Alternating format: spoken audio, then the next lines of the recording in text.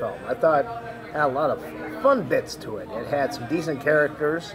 Of course, we have the Black Panther himself, T'Challa, who's now, king of Wakanda. So it kind of takes off right after, Captain America's Civil War, where he now has to be the king of his country and go through, a coronation where he gets challenged.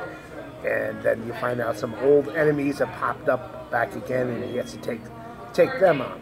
Like I said, T'Challa, Chadwick Boseman, it's a very good performances, and gives him some depth.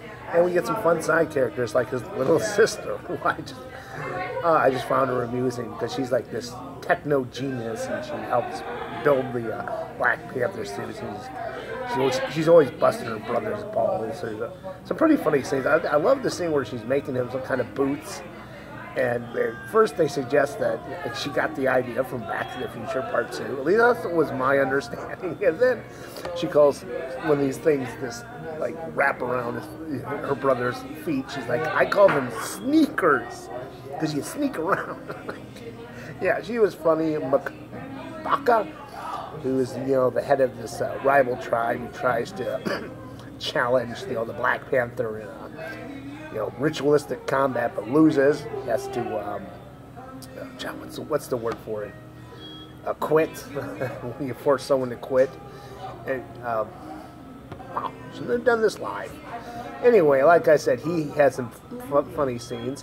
I love the way Wakanda looks, and I love that they spent a lot of time in Wakanda. Usually with ththese movies where they have someone from a magical place, somehow they still end up on Earth in the United States, and it's like, fuck you. Keep them in the magical place, like the Beastmaster too. He goes to Los Angeles, or the Smurfs, they go to New York, or He-Man, Masters of the Universe. They don't stay on Eternia. They go to some rinky-dink country, little town in Indiana or some shit. But this one had plenty of time in Wakanda. You get to see what a beautiful country. I mean, it's fictional, it's all fake, of course, but I did like Wakanda. If I had any gripes about this movie story, like, for the first, act and a half, you really have no idea where it's going. I mean, T'Challa is the Black Panther, and we see Andy Serkis's character from Avengers 2 pop back up, Lucius Claus. Okay, what's going on? That they rob a museum to take this ancient artifact, which, spoiler alert, was from Wakanda. Like, well, what's his master plan? Big spoiler alert, turns out he's not even the big bad. And this is the second movie where Andy Serkis, you think he's going to be the major villain, like the Star Wars with, Supreme Master Snoke, but turns out, no, it's his assistant, this one guy, he's just kind of helped him rob the museum and then helps him escape later. You think, he's just the sidekick, but it turns out he's much, much more than that. He kills off Andy Serkis' character, like I said, with Emperor, with Supreme Leader Snoke. Lucius Claus, halfway through it, gets killed off, and you find out that this character, Michael B. Jordan's character, is much more important. I won't spoil that for you, but, well, actually I will, because I have a bit of a gripe there, too.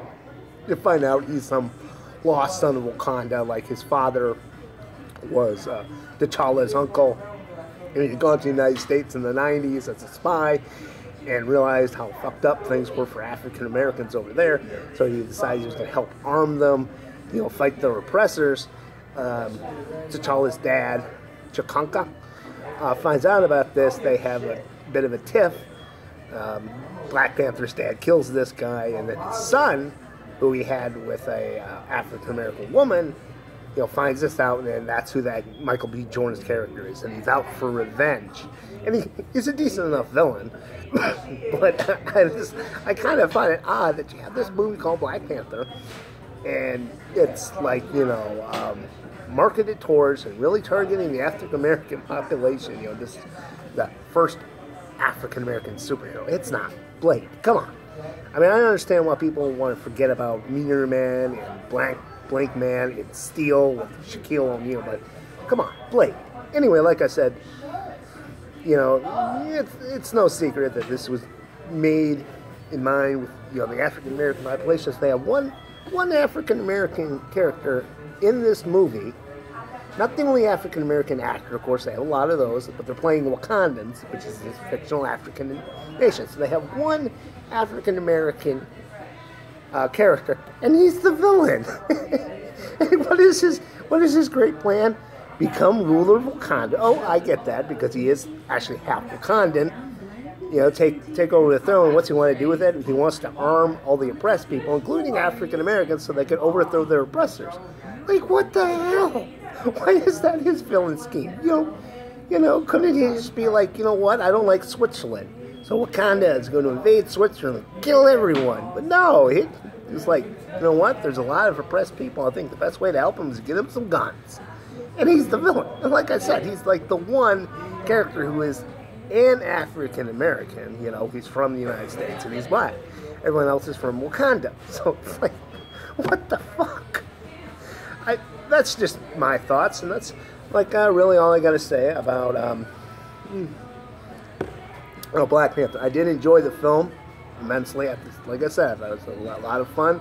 You can tell that they pull a lot of effort into this.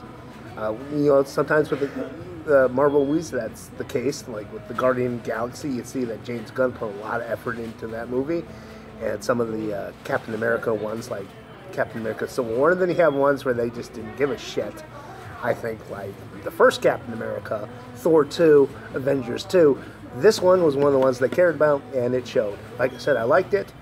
I saw it in 3D, so it cost me $11, but I'm going to drop it down to like a regular price, like we just saw it like as a regular movie, which is usually about $8.50.